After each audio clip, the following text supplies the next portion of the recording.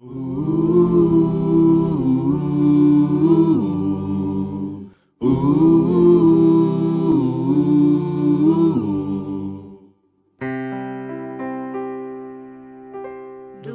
teu falar,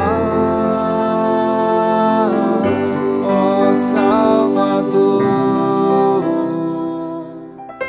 jamais vou duvidar, é encorajador.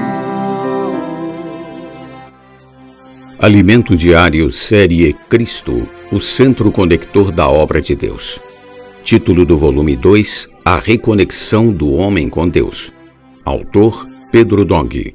Título da semana 2, A Palavra da Verdade.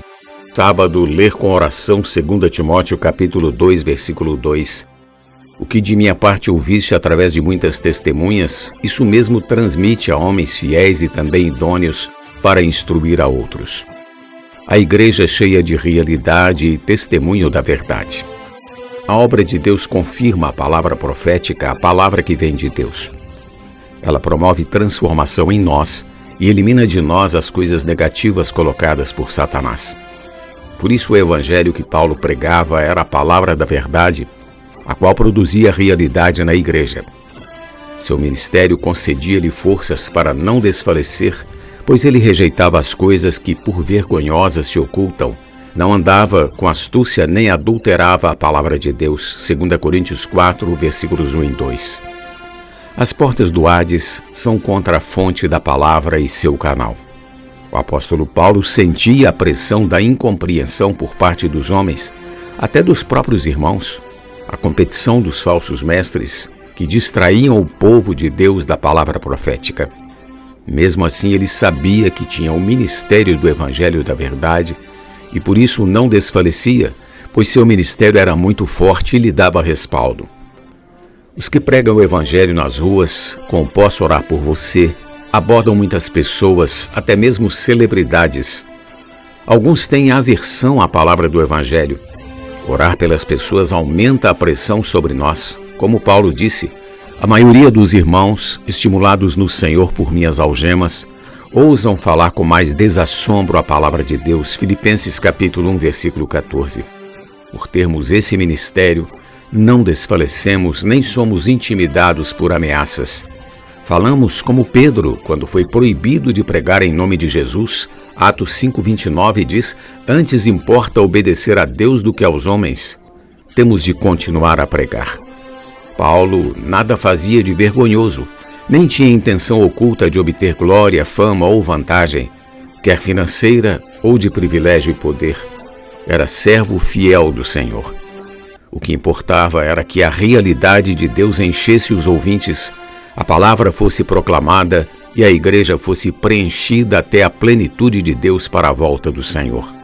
Infelizmente, o inimigo de Deus introduziu outros ensinamentos, os judaizantes, por exemplo, para concorrer com a palavra do apóstolo e confundir os irmãos. Em Jerusalém foi levantada a primeira igreja e ali estavam os 12 apóstolos. Todavia, com o tempo, surgiu uma mistura entre o evangelho e práticas judaicas, como a circuncisão e a observância da lei, Atos 15, versículos 1 e 5. Na Epístola aos Gálatas fica evidente a luta de Paulo para trazer os irmãos de volta à palavra pura do evangelho.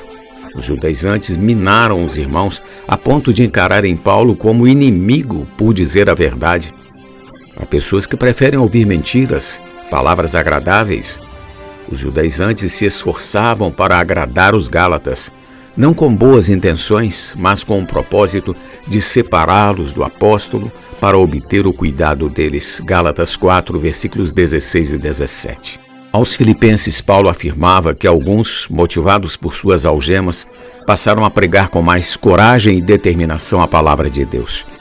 Outros agiam por inveja e rivalidade e anunciavam Cristo por ambição egoísta, sem sinceridade, para aumentar o sofrimento do apóstolo nas algemas. Filipenses capítulo 1, versículos 15 ao 17, versão King James atualizada. Paulo deixou Timóteo em Éfeso com a ordem expressa de advertir alguns que não ensinassem diferentemente, nem se ocupassem com fábulas e genealogias sem fim, que só produzem discussões e não a economia de Deus na fé. Somente a palavra profética produz a obra de Deus. A advertência do apóstolo visava ao amor que procedia de coração puro, de consciência boa e de fé sem hipocrisia. Paulo sabia que o que fazia era para o bem da igreja e da obra de Deus. Os que desviaram da palavra da verdade perderam-se em loquacidade frívola. Segundo o dicionário Strong, essa expressão quer dizer conversa vazia, mentirosa, que não produz nem contribui com nada. Vamos produzir a economia de Deus na fé. Só assim a obra de Deus é feita. Paulo advertiu os colossenses dos ensinamentos provenientes de filosofias e tradições dos homens. Colossenses capítulo 2, versículo 8, dos pensamentos gnósticos com aparência de sabedoria, falsa humildade e ascetismo para vencer as tentações da carne.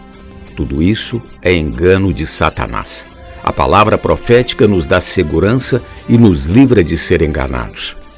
Em sua segunda epístola a Timóteo, Paulo disse: Tu, pois, filho meu, fortifica-te na graça que está em Cristo Jesus, e o que de minha parte ouviste através de muitas testemunhas, isso mesmo transmite a homens fiéis e também idôneos para instruir a outros. Capítulo 2, versículos 1 e 2.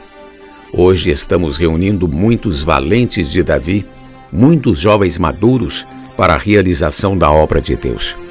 Tenho cooperadores excelentes, cúmplices meus, temos a mesma alma, somos unânimes. Precisamos de pessoas que sejam simples, ouçam a palavra e a transmitam fielmente do jeito que a recebem, que não passam a palavra por um filtro, não tiram nada nem acrescentam outras coisas. Isso vai produzir a obra de Deus na fé. Somente recebendo a palavra saudável do apóstolo, o rio da graça, com o próprio Deus como verdade e realidade, é que a igreja vai se tornar coluna e base da verdade, como está escrito em 1 Timóteo 3,15.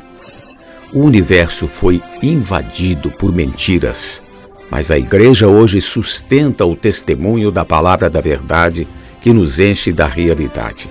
Nossa vida deixa de ser vazia e passa a ser cheia de realidade. Aleluia! Pergunta de hoje: como cooperar para manter o testemunho da palavra da verdade? Jesus é o nosso Senhor. Do teu falar, ó Salvador, jamais vou duvidar, é encorajador, fiel me faz andar, faz tua glória eu ver, o mal vem derrotar. Fiel me faz andar, faz tua glória eu ver, o mal vem derrotar.